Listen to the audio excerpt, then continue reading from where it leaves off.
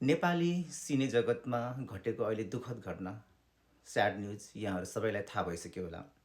अहिले social media प्लेटफर्मभरि हार्दिक श्रद्धाञ्जली सुनिल थापा भनेर पोस्ट गरिरहेको यहाँहरूले हेर्न सक्नुहुनेछ।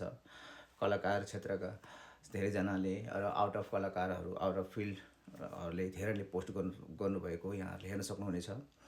उहाँको दमदार प्रस्तुति हैन, हाम्रो फिल्म चिनोबाट चिनिएको राते काइँला जो छाप छ उहाँको, कहिल्यै बिर्सन नसक्ने उहाँको त्यो भूमिका जहिले नै रहनेछ।